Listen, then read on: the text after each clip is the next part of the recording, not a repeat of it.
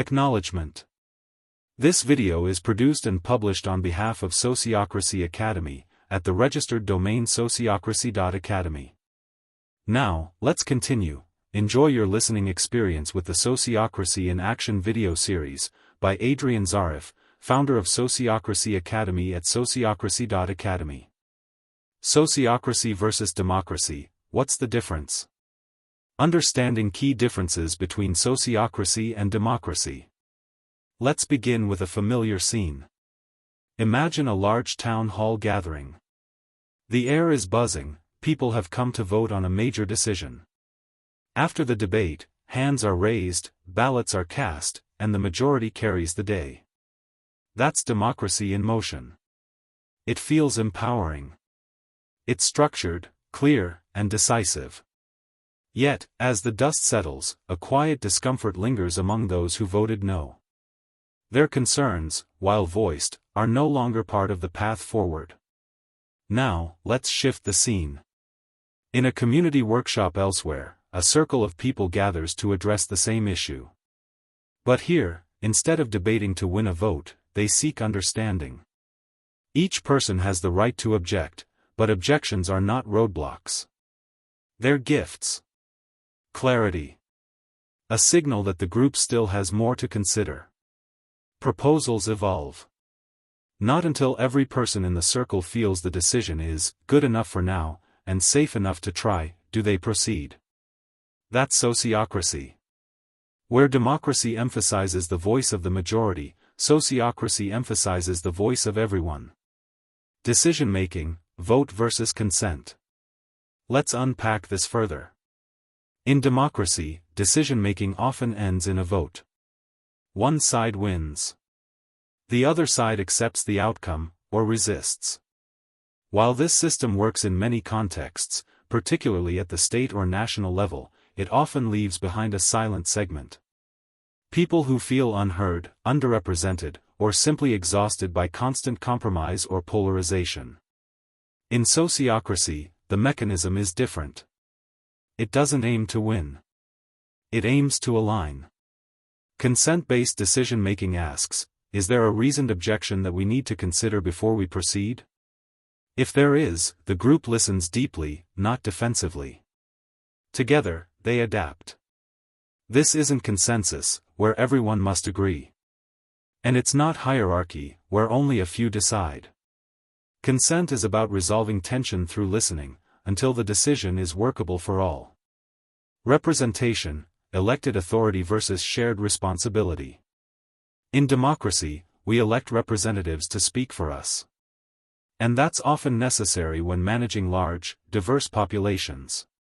But what happens when those representatives are distant from the actual day-to-day realities of the people?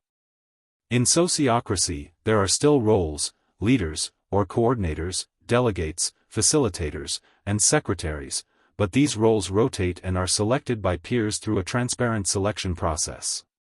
This is often referred to as an election without candidates. Authority is distributed, not concentrated. Roles are assigned based on trust, qualifications, and consent, not on title, charisma, or competitive campaigning. And what's more, representation is mutual.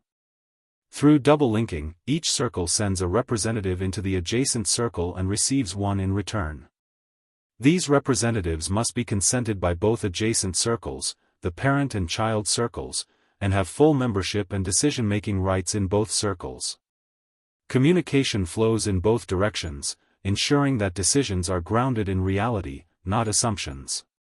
This fractal sociocratic structure, formed by a network of nested circles, with adjacent circles connected through double linking, ensures not only the flow of information and influence in all directions but also the alignment of all circles with the overall organizational mission, vision, and aim. Participation, periodic involvement versus ongoing engagement. Democracy often invites participation at intervals, elections, referendums, public consultations. But what about the in-between moments? Most citizens participate every few years, then return to their everyday lives with no further decision-making rights on aspects that influence their daily lives. Sociocracy invites continuous engagement. Every circle member is a permanent decision maker. Every meeting is a moment of governance. Participation is not an event, it's a practice. It's how the system breathes. Culture, competition versus collaboration. At its worst, democracy becomes adversarial. Parties compete. Messages are sharpened to divide. Decisions become zero-sum. Trust erodes. Sociocracy, in contrast, is designed to build trust. It nurtures a culture of shared ownership. It's not about being right. It's about learning together, adjusting, iterating, and evolving through each decision. And this changes people. When everyone is trusted with governance, they show up differently. With more care. More clarity. And often, more courage. Complementary, not conflicting. Let's be clear, democracy and sociocracy are not enemies. They are different tools for different needs. Democracy helps us govern at scale, when we can't all be in the room. It ensures basic rights, access to voice, and protection from tyranny. Sociocracy helps us collaborate more deeply, when we are in the room. In teams. In schools. In mission-driven organizations. In communities. It brings governance closer to life, and people closer to each other. What if we used both, wisely? What if we kept democracy for managing public resources, and used sociocracy to design more collaborative teams, schools, and civil society groups? What if we stopped choosing one over the other, and started designing systems where each could do what it does best? That's not just a dream. It's already happening. All over the world, communities, companies, and movements are learning how to govern themselves together. You can too. Thank you for joining this episode of Sociocracy in Action. To learn more about how sociocracy can transform your work, community, family, or household, visit our official website at Sociocracy.Academy and subscribe to our YouTube channel to stay inspired by upcoming episodes. Let's keep learning, together.